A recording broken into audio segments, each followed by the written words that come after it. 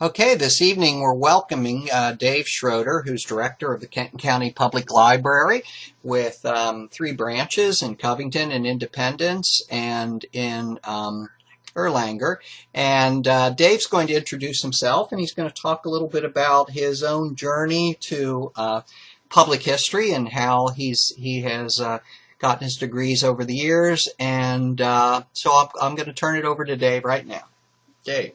Hello, I'm Dave Schroeder, director of the Kenton County Public Library. I guess I came to history early on in grade school, actually. I had a teacher who had us do a local history project, and that piqued my interest. We had to do a project on the city in which we lived, which was Ludlow. And we were all given a topic, and we went to the Kenton County Library. And that's where I was first introduced in the 8th grade to the collection at the Kenton County Public Library. And from that point on, I knew that I wanted to do something in history. Wasn't really quite sure, but always was interested in history and kind of pursued that in high school.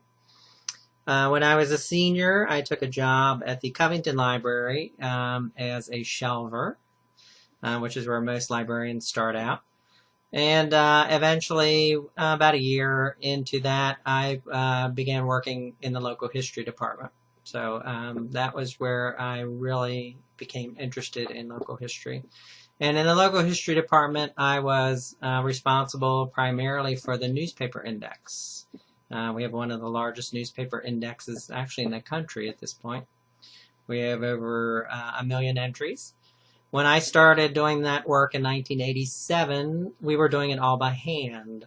Over the next 8.5 years, I worked my way through college with a bachelor's degree in history from Thomas More, and then a master's degree in history from the University of Cincinnati.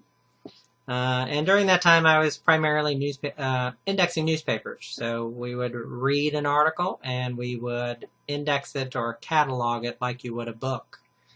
And so during that time, I managed to index from 1920 through 1932. So I read every issue of the Kentucky Post from 1920 through 1932 and documented that and made it available to the public. First through a traditional card catalog, and about the mid-90s we automated, so it became computer based, and still being worked on today, and so we're still indexing newspapers at the library.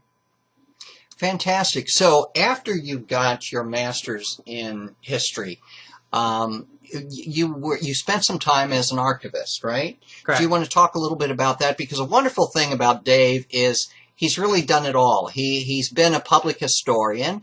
He's been very involved in community history. He has written books and articles. He's involved in the Covington Bicentennial Project and is one of the three editors of the forthcoming book on Covington. He also has worked at a library as an archivist and also now in administration. So with Dave, you get thrice, as they say, 3 times we get to learn about what an archivist does, a librarian does, and what an administrator does. So how about the archivist, Dave? What did you do as an archivist? Well, I was working at the library, and I did not have my master's in library science. And in those days in particular, that was the key to kind of moving up the ladder. A position opened as archivist for the Diocese of Covington, the Catholic Diocese of Covington, and Thomas More College. So it was a combined full-time position between the two.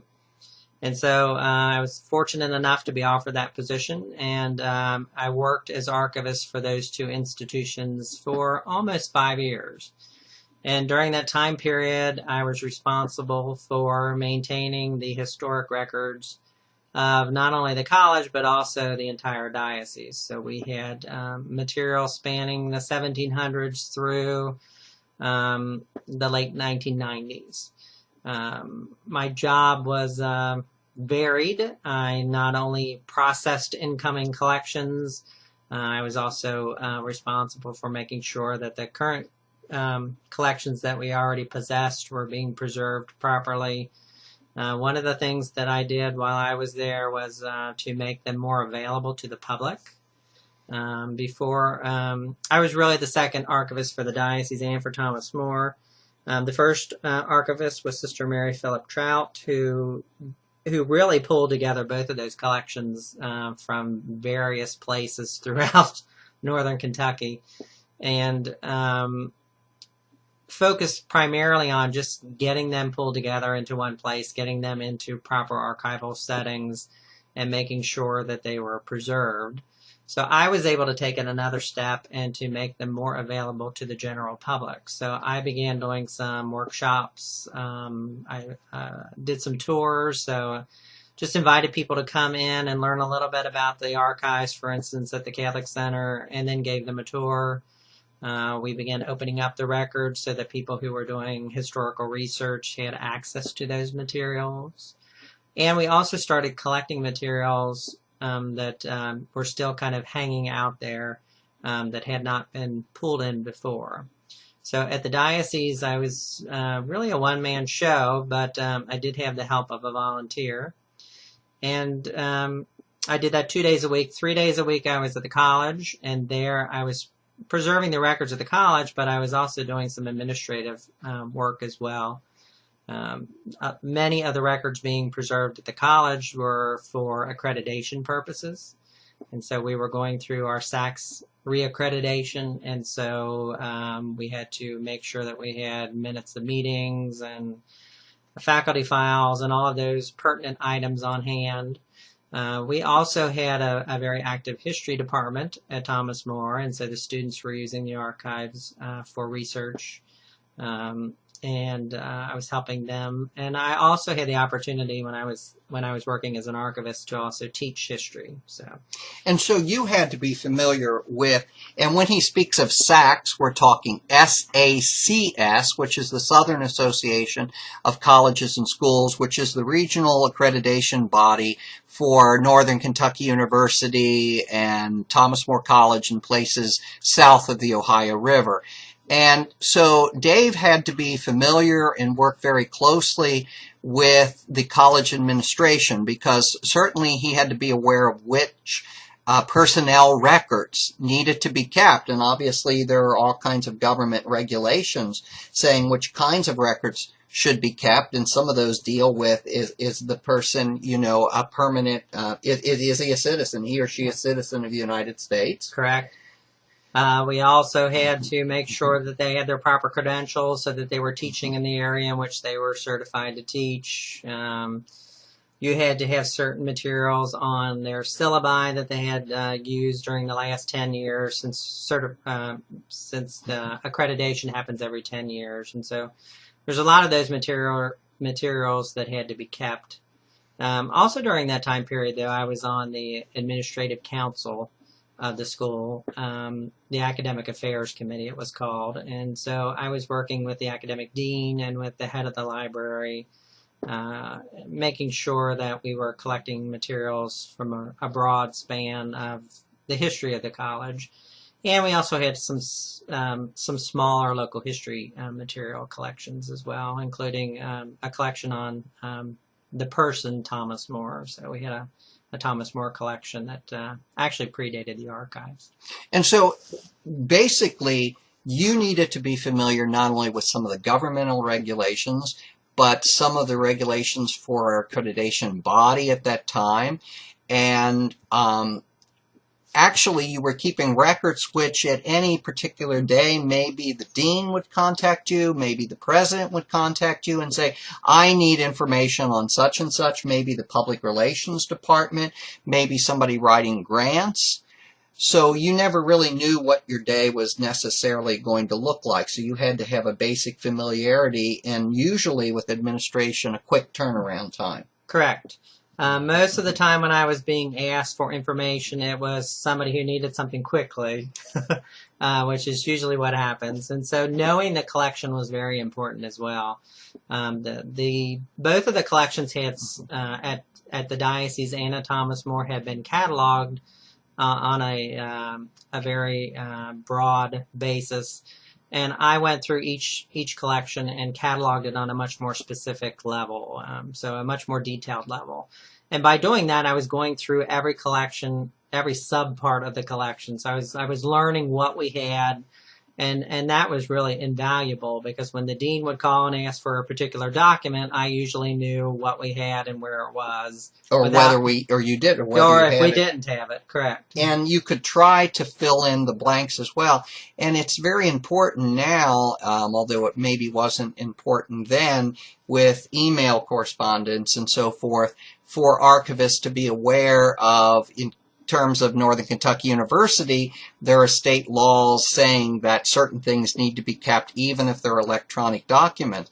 So basically, Dave, what you're telling us is that while you had special collections that occasionally a student would use, and some of them could have even been, as you said, of national significance in terms of St. Thomas More, basically the day-to-day operation, you were there and you existed because this was a living, literally a living archives, a living repository that other people needed your services and needed what was in the archives for legal and other reasons on a daily basis. Correct. We were not collecting materials simply to preserve them, although that was certainly one of our goals.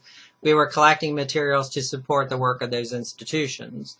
And so we needed to make sure that we had the items that we legally needed. Even though it was a private institution, we still had to follow certain regulations and laws that govern all higher education in the United States. And also, as part of any institution, we had to follow certain employment guidelines and policies. So personnel files were also something that was part of my job at both institutions. And some of those materials are available to the public. Most of them are not. And so it was my job to make sure that I was a good custodian of what had been entrusted to me by the institutions, to make sure that people's privacy was maintained, but we were also making as much information as possible available to people who needed it. With a university, which is a living, breathing institution that's constantly changing, it was very important to make sure that I had my hand in what was going on various different levels and collecting things from various different levels. And that became something that I really was not prepared to do when I first came. I was thinking, I'm going to be preserving these old documents, and isn't that going to be great? And I found out that that was part of my job, but a big part of my job was making sure that we had the records that we needed to exist and to continue as an institution and to meet our legal obligations and to function as an institution. And I think that is the surprising thing for all of us who have at one time or another worked in archives, and including I, although I've not had as great of its experience or expertise as Dave, is sometimes we have these very idealistic notions that we're going to have some great collection that we're going to be safeguarding and we're going to be preserving, and there are going to be scholars coming in every day to use one or the other of our collections, when in fact much of what an archivist does is simply to make certain, and it's not a simple task, and I don't mean to use simply in that manner, to make certain that the institution has the records it needs when it needs it, and it usually is. If the president comes along, he wanted something yesterday, and he just thought of it today. So what a great opportunity. And then even more historical significance was this giant 14 county, 90-some thousand Catholics Diocese of Covington archives going back to the 1700s. But again, the need to maintain all of those records and copies of the records. What happens if someone needed, say, for instance, a copy of a record that they were baptized or they were married at a particular church that had closed? And they might need to come to you, or maybe they were doing their genealogy, or perhaps someone in the diocese, the bishop or an administrator, would need something, and again, right away, and you were there to get it to them quickly, but you also had to know that collection inside and out. Correct. And at the diocese, we had various levels of activity going on. So we had the weekly newspaper, and so they used the archives frequently. So I was a resource person for the reporters that were writing stories about what was going on in the diocese. So that was something that I was involved in on a regular basis. The schools in the diocese, the students were doing projects or needed information on an anniversary of the parish or the school, and so those were things that occupied a lot of my time. We also talked about, Paul mentioned some of the legal aspects. We tend to think that birth certificates are something that have been around for many, many, many generations. In Kentucky, they did not become state law to be held in most counties until 1911. And so during my time as archivist, there were many people who were applying for Social Security, for instance, or had to prove birth in Kentucky, and they may have been born outside of a populated area like Covington or Newport.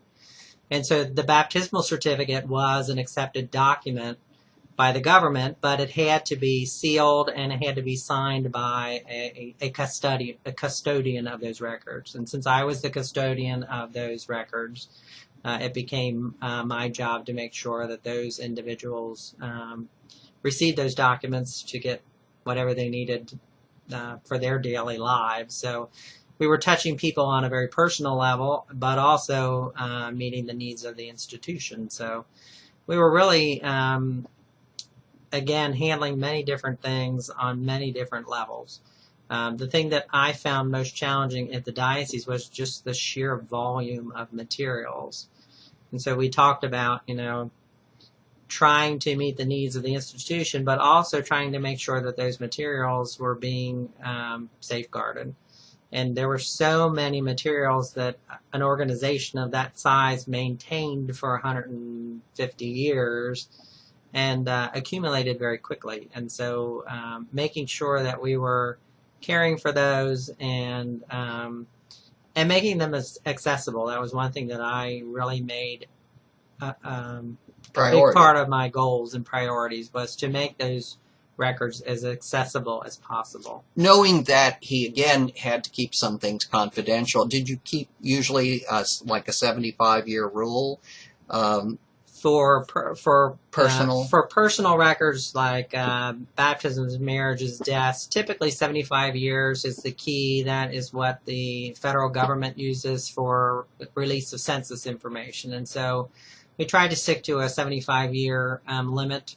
So if people were looking for information on an individual, the record had to be 75 years old or older. Unless it dealt with them particularly. If it dealt with them particularly, then we would have them sign a document, and then we would release the record to them. And if they were not able to do that, we would release it to a family member if they needed it for a legal reason. So we were dealing with legal aspects even in a private institution, as well as we would have in a public institution. But again, some records were available to the public, some weren't. Personnel documents, for the most part, aren't. We had lots of records on parishes, for instance, that had enormous historic value on the happenings of the history of a parish that maybe were 100, 150 years old. And those documents were mostly open to the public, and so we allowed researchers to use them and really encourage researchers to do, to study the history of the parishes and the communities, and it really helped the diocese show how important the church was in a particular community at a particular time. Very good. And so if someone would all of a sudden say, we're going to take our church, which is 100 years old, and these records are really starting to collect dust in our attic, and you would be on the lookout for those instances and say, don't throw these records out. Correct. Give them to the archives of the diocese, and we will store them for you. But with that, obviously, came this great responsibility. So if someone brought to you a collection and it was 2 banker's boxes, or what we would say, 2 cubic feet? Correct. We would say, what would be the first thing that you would do with those records? Would you see if there was an order to them originally? Correct.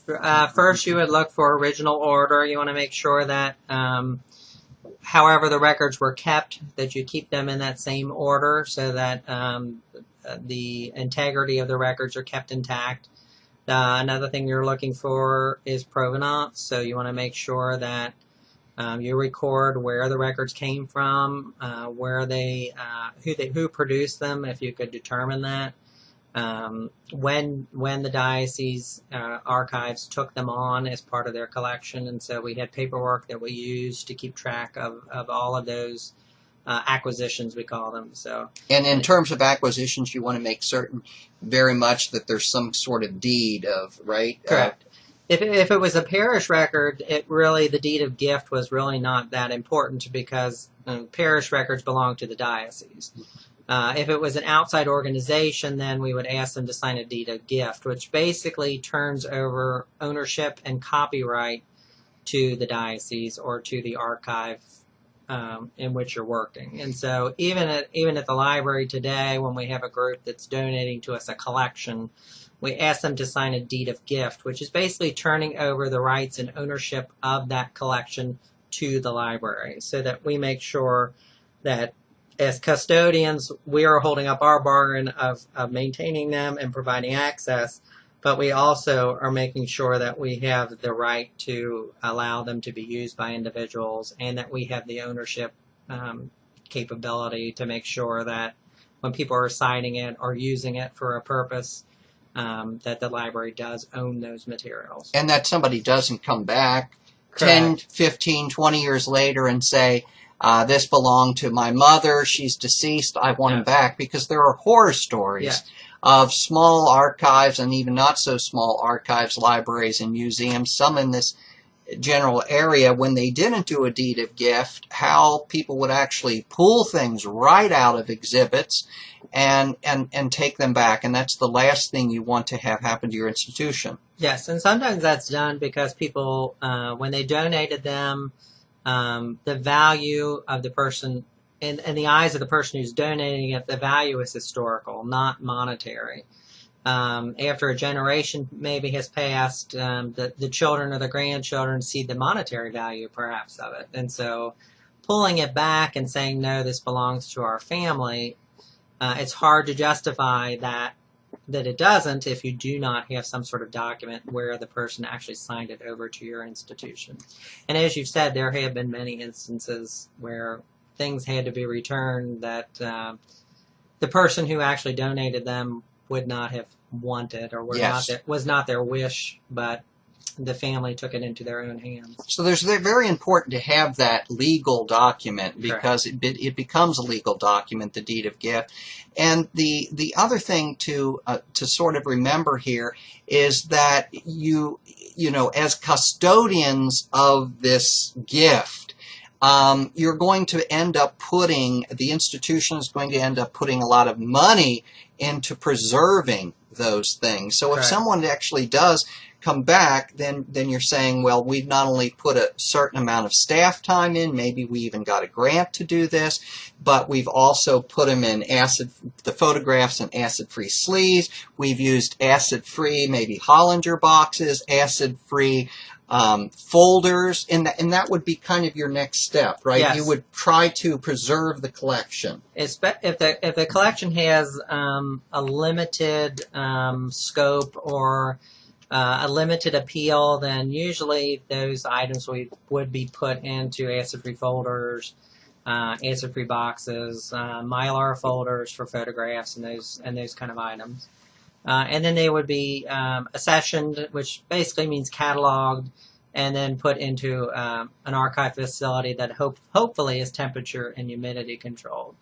Now, there are times when you receive collections, and we have at the library, that are of high value, or we know that are going to be of high use. And so we don't want individuals, many individuals going through those items. To touch the originals. You're correct. So we try to limit the access to the original item except for very intensive research. But we still want people to have access to the information. And so then you start talking about microfilming or scanning. Microfilming is still considered the preservation format of choice. although it is quickly being surpassed by scanning, in that scanning is so much more versatile. It's easy to do, it's cheap to do, and it can be used online.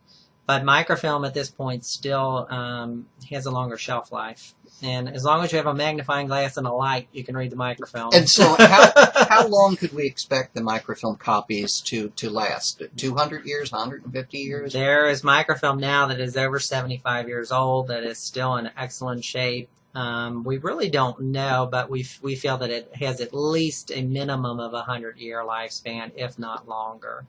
And typically there's a silver halide copy, which is a technical term, but it's an archival quality microfilm, and that would be kept in the vault or in the archive room. And then there's a copy made from it that's a lower quality that usually the researcher would use when doing their research. Now, you have adopted a very sensible policy at the Kenton County Library, where if a collection comes in, sometimes you try to do three things with it. Obviously, process it and determine whether it's usable by the public. But even if it is, you try, and you have been outstanding really in the nation and have received all kinds of awards for putting things electronically, making them electronically available on the internet. But sometimes you still go ahead and microfilm besides doing the scanning, because that is, we never really know if the current scanning technology is going to be necessarily readable in 5 or 10 years, if it's going to break down, if a new kind of technology is being formed. In fact, I have bought little, you can get off the internet sometimes, books before 1921, is it, Dave, or so, that have been scanned into PDF copies. So if you want a library on the major books on Chicago, you can go to eBay and find them all on one disc, and there may be 50 books and thousands of pages. I bought some of these things 10 years ago, maybe 8 years ago, and it uses a very, very, very old version of, the Adobe Reader, and I can't even open them anymore. So we need to be aware, and I think Dave's very smart in having these backup copies. And if they were a very important collection, you would probably even have them off-site, right? Possibly? Correct. Yeah, that is correct. Technology is probably the biggest challenge for archivists right now, or historians in general. As we move into the realm of scanning, which is relatively recent, as Paul is saying, many times the technology is moving so fast that things we scanned 5 or 6 years ago are no longer usable, or at least have to be upgraded, which can be very expensive. And so having that microfilm copy backup is key to preserving those records.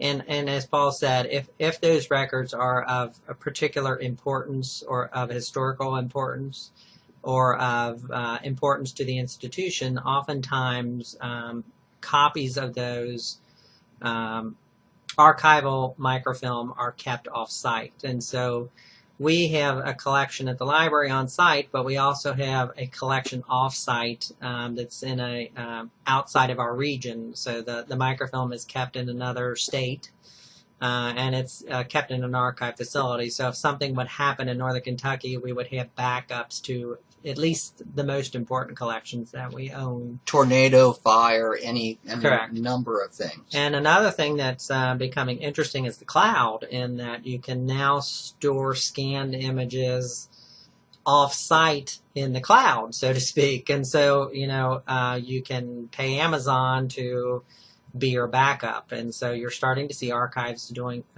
some of that work as well. And so we have a massive photograph collection at the library. We've been very fortunate.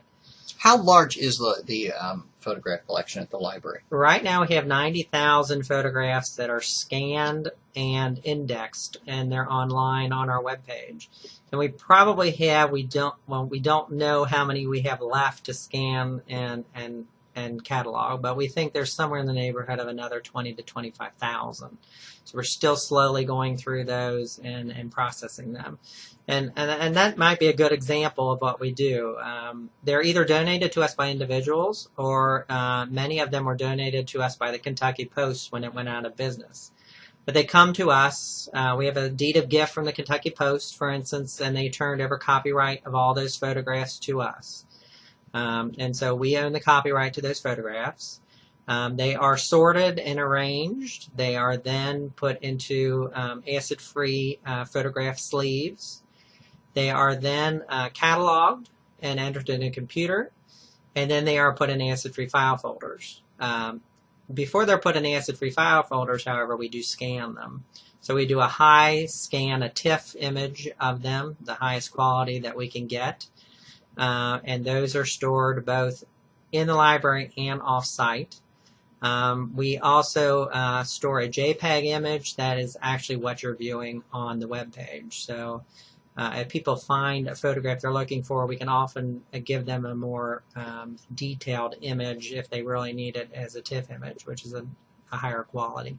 And sometimes for publication purposes, Dave in the library were very important to the Encyclopedia of Northern Kentucky project in providing those TIFF images, those higher resolution images that sometimes publishers want. Dave, a question. If I brought a collection to you and it was basically not all that valuable, how would you approach that? There's got a couple of ways you could do that, right? Correct.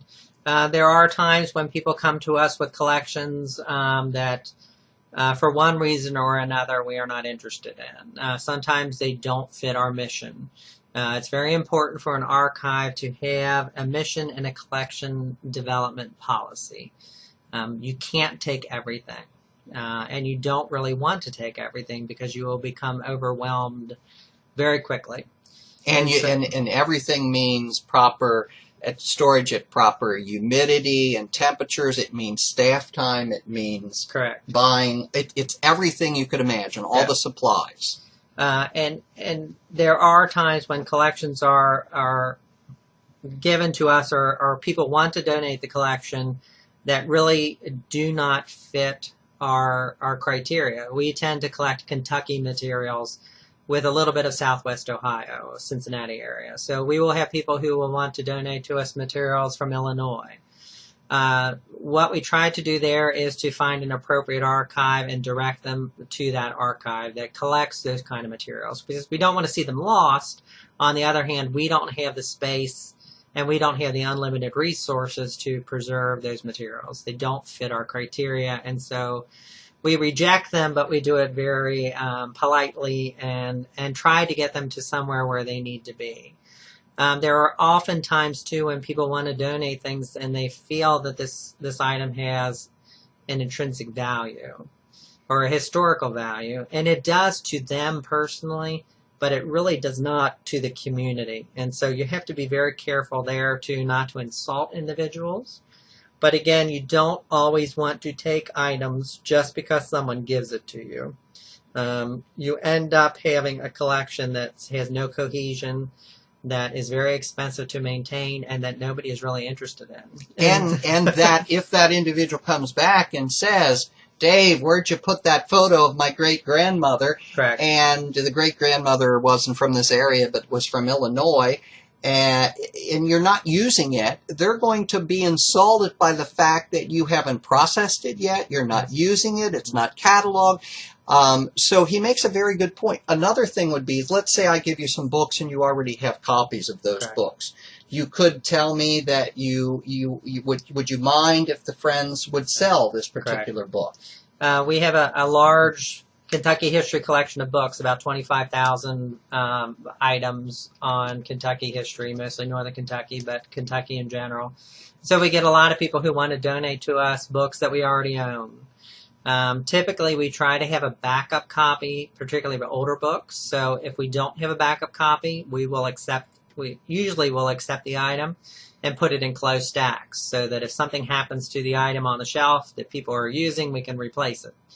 But if we already own multiple copies of it, typically we will either direct them to someone who may be interested, Or we have a friends group at the library that he has book sales throughout the year, and they will take those kind of books and sell them. And then the money that we make off them goes back to the library to help us preserve items and make items available. So it's kind of a win-win. And I think when you explain to people that, that book is not necessarily rare, there are hundreds of copies of it out in the public, it would be more use to us selling it and using the income to preserve or buy other things that are rare or things that fit the collection or fit a gap in the collection that we need. And Dave is always, and the library is always very diplomatic about that. I worked at a place years ago. Well, it will remain unnamed. It wasn't the Kenton County Public Library. I've never worked for them. But this particular individual was rather nasty, rather arrogant about the particular item being of no value. And even as young as I was in college interning at the time, I said to myself, this is a bad policy. Let's just say that person does have something more valuable. Maybe they were testing that place.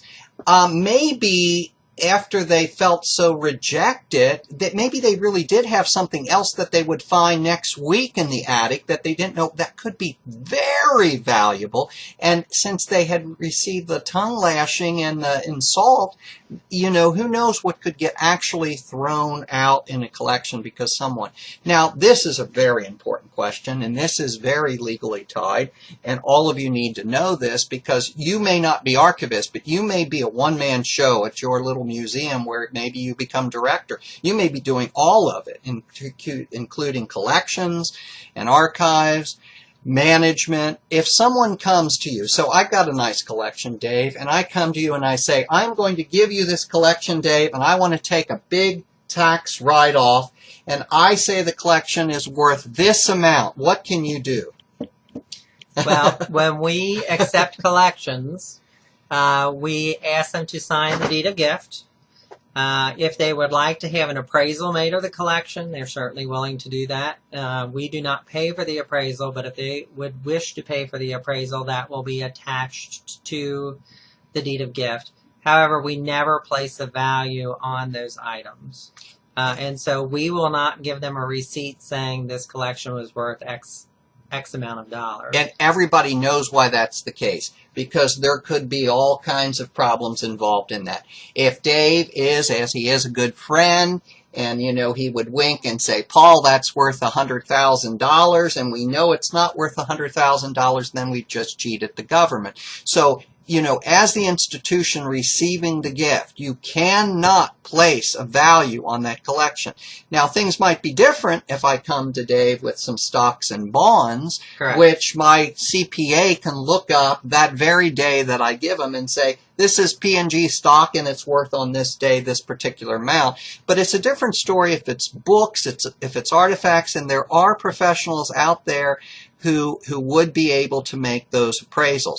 We've moved into his role at the Kenton County Public Library without really explaining it. So you stayed as archivist for the Diocese in Thomas More for how many years? A little bit under 5 years. And then in 2000, the local history, the head of the local history department at the Kenton County Library became available, that position. In the meantime, I had earned my master's in library science at UK, and so I had the credentials. When the position opened, I applied and received the position as Kentucky History Librarian or local history librarian. I held that position for 7 years, and then in 2007, after a nationwide search, I was selected as the director of the Kenton County Library. So I worked for a total of 17 years in the local history department at the library, and I worked for just a little bit under 5 years as archivist for the Diocese in Thomas More, and then I've been director for a little over 6 years. So you put in your time, so to speak. Yes. And that's the other thing that I think it's important for all of us to understand. And not only did he put in his time, but he became very involved in the local historical society and in everything he could. And a lot of those were volunteer kinds of tasks. But by doing that, he got his name out there. And, we've already had a lecture on kind of how to act in the workplace. And Dave is literally, the model of the kind of person that you would like to work for, that you would like to get to know, a very respectful of his employees and so forth. Is there anything you miss about being an archivist or being a librarian? I do. I miss the day-to-day contact with patrons. I don't have that much any longer. I'm doing administrative work for the most part. I happen to be in the best, I guess, of both worlds, in that as director, I can still keep my hand in some of the local history activities. And so I haven't given it up totally. The day-to-day operations of that department are handled by the new local history librarian. But I've made so many contacts, and as Paul said, I've worked so long in the field that, pulling out of that is not something I really want to do. And I think it benefits the library. Those contacts that you make 10, 15 years ago oftentimes pay off. You may have to wait a while, but they pay off. And so, we receive items that, I had contact with that person 10 or 15 years ago, and they decided they were ready to give up that collection, and they give you a call.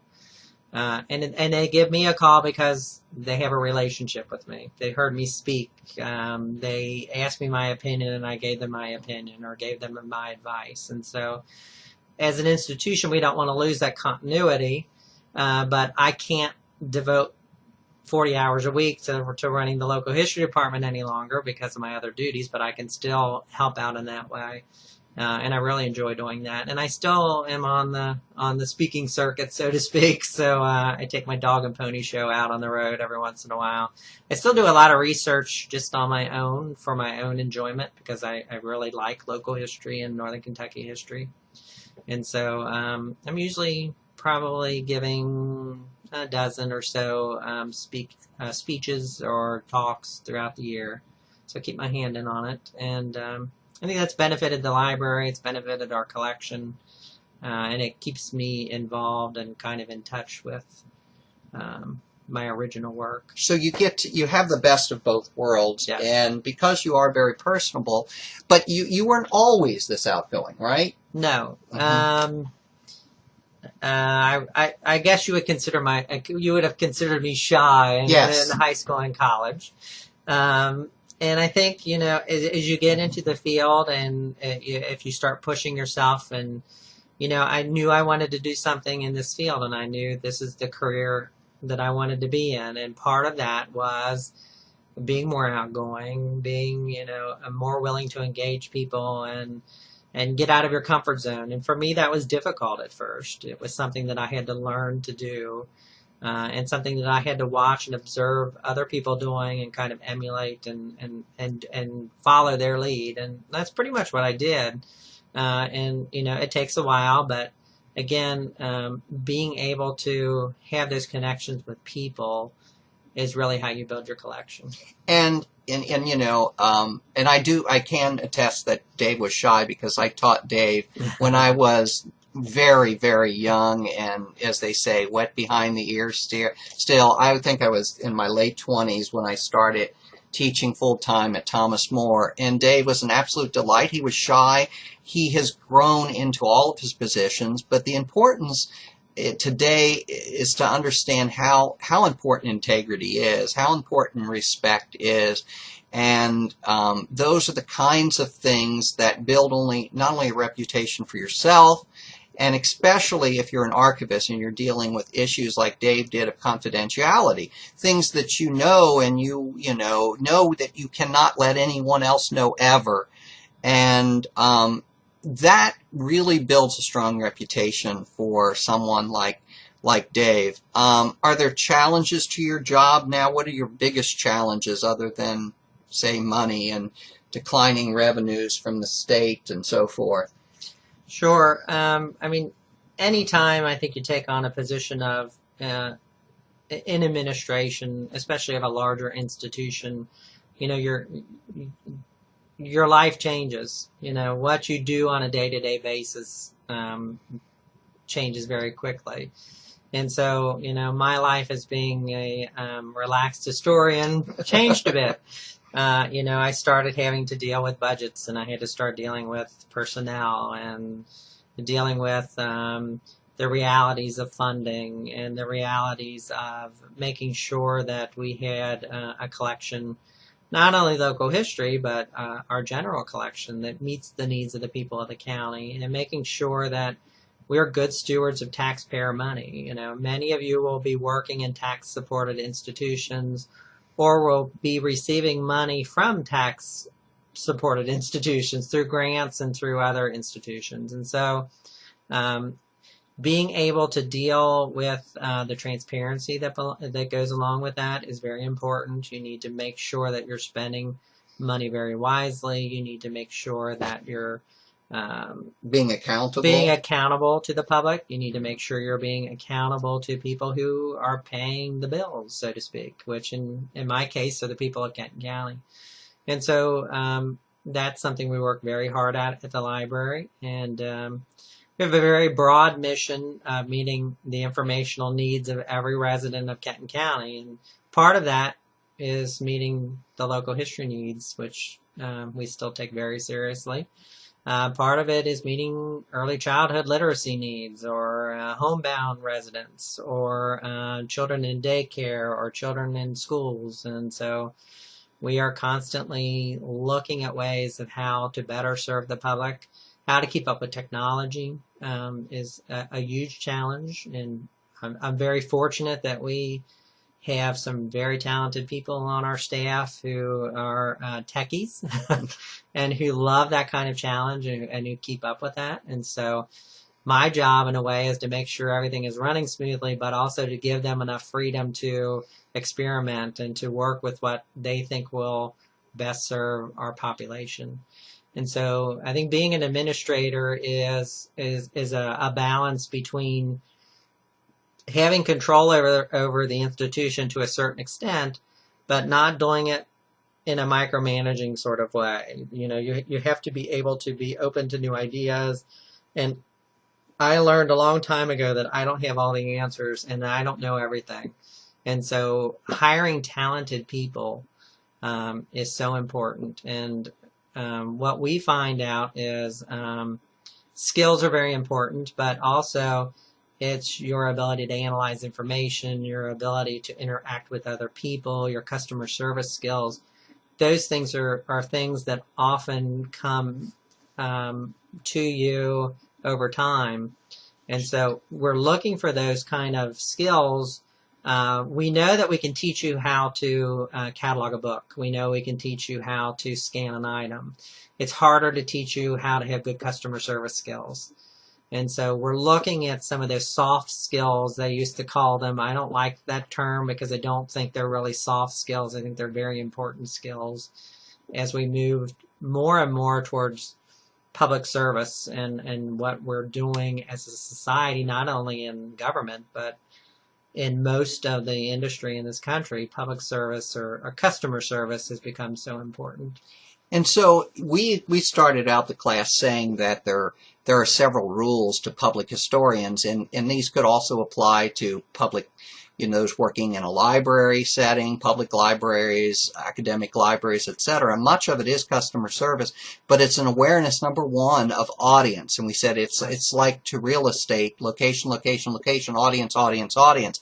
And Dave's described it's a lifelong thing. It's children, it's their literacy, it's adults, it's teens. You have a teen center. Yes. It is senior citizens. It's the homebound. It's those of different abilities and talents. He also has an attention to detail, and he requires that of his, which is our second rule. And a third, he said adaptability. He has led libraries regionally and nationally in terms of digitizing collections. And, when you go up on the Kenton County website, if you compare it to libraries across the country, there's a lot of stuff there that's been digitized. Like me, he's an historian, and yet we want to be, and we want to lead all of you on the cutting edge of technology, because there really is this greater argument about how relevant books are in the world. You know, bookstores are closing right and left, and more is going online. What kinds of services can librarians and archivists perform that you cannot get off the internet? And there are many things that we can do that simply can never really be done by, say, a robot or by the internet. And Dave has embraced that. And when Dave talks about customer service, he means that, because you do that often, right? You have workshops and so forth. Yes. For your training of our staff is key, and in Kentucky, actually, librarians are certified, and so we're one of the few states that certifies librarians, which means if you are a professional librarian, you must have a master's degree in library science, and you must do 100 hours of continuing education over 5 years, every 5 years, to be recertified. And then every employee who works with the public in a public library full-time is also certified in the state of Kentucky. And so those individuals must have at least 2 graduate level courses in most cases in library science, and then must keep up their certification through continuing credit hours as well. Some of that we do through places like NKU, some of it we do through a local library consortium, some of it we do in-house, so we have speakers come in and present classes and other workshops that benefit the staff. And so constantly keeping our staff informed and ready to assist patrons is another challenge that we're dealing with. And we've been very fortunate, again, to have some wonderful staff. One thing that we are known for, I think, in the area too, is keeping up with technology, and that when the latest iPhone comes out, we will buy the latest iPhone so that our staff can play with it, can mess around with it, and then when the patron comes in and says, I don't know how to do this on my iPhone, a staff member knows what they're talking about and how to do it. So the latest Nook, which is an e-reader, you know, we buy one of those. They're called technology petting zoos, believe it or not, where we have all of these devices and we have one of each usually, or if they're really popular, we might buy a couple of each, and staff are given free rein to, you know, use them. So they can take them home with them for a day, they use them, they figure out how do you download an ebook onto it. We have had ebooks at the Kenton County Public Library for over 10 years. We were the first library in the state of Kentucky to offer electronic books. Wonderful. And people were downloading them onto their PC, or they were downloading audio ebooks onto MP3 players before we even had iPhones and Nooks and Kindles. And so we've always tried to stay on that cutting edge and to make sure when patrons come in with that device that somebody in the building can say, oh, yes, I'm familiar with that and I can help you do it. And so we do a lot of one-on-one technology training. When I first came back to the library in 2000, we were doing formal classes, a lot of formal classes on Word, for instance. We still do those. They're not as popular as they used to be. We're spending more time now doing one-on-one training with individuals. You know, someone who has they were given a Nook as a gift, and so they want to know how to use it. Somebody who was given an iPad as a gift and want to know how to use it. Or they just bought it and the instructions aren't making sense, and so they need some help. And so it's great to have the staff there to be able to say, okay, this is how it works.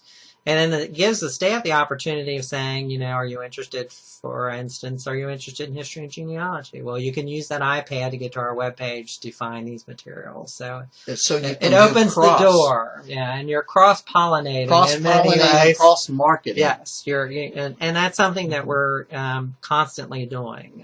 One of the things that I've also done as director is we had traditionally, libraries had a circulation department, which basically checked in and checked out books, and a reference department who answered questions. Well, we don't have as many specific reference questions as we used to, but we still have a reasonable amount. what we've started doing is cross-training our reference and our circ people. And so the reference folks work the circulation desk sometimes. Circulation folks work the reference desk sometimes. Sometimes they work the children's desk. Sometimes they work the local history desk. So these employees are getting cross-trained in many different areas and are picking up new skills. They're finding maybe new opportunities. So we've had a number of people who have been hired in our local history department who were hired as circulation clerks and decided, once, they filled in on the history desk and really enjoyed it. And so they went the next step, got a degree, and here they are. And so it's opened up many opportunities for staff as well. Well, we're going to end this by asking Dave, who's actually pretty humble, to describe some of the awards. I know that you personally have received some awards, but also the library has received some major awards over the past few years. Can you just run those past us, some of those? Sure. The most recent one we won was just last month, actually. August of 2013, we received Library Journal, their major award for promoting electronic resources. So that was an international award, actually. They had applicants from the United States, Central America, Canada, South America, and Australia, I believe. So we were very fortunate. We won the Library Journal Award and for that particular process. We've received, let's see, I'm trying to think. Best library in Kentucky? We received the library ratings, which are done by Hennepin. They're called the HPLAR ratings. We have, for 3 years in a row, have been rated the top library in the state of Kentucky. Which is based on circulation, how much or how many people in your county are using your library, what are you offering to the community. So that's been a very nice award. Many of our staff have received awards for library service. Just this past year, the head of our Children's Department at the Durr branch in Independence was named the Outstanding Children's Librarian of the Year in Kentucky. I received recently the Kentucky Library Advocacy Award for working to promote the use of public libraries throughout the Commonwealth. So that was. And you were president or our president? I was past president of the Kentucky Public Library Association.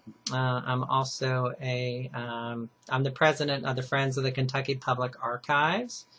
And we are a friends group, a support group that works to help the state archives do some things that they wouldn't be able to afford otherwise. So we're raising money throughout the year to support their work. And we also do 2 educational programs a year, an Archives Institute and an Archives Symposium each year that are open to the public.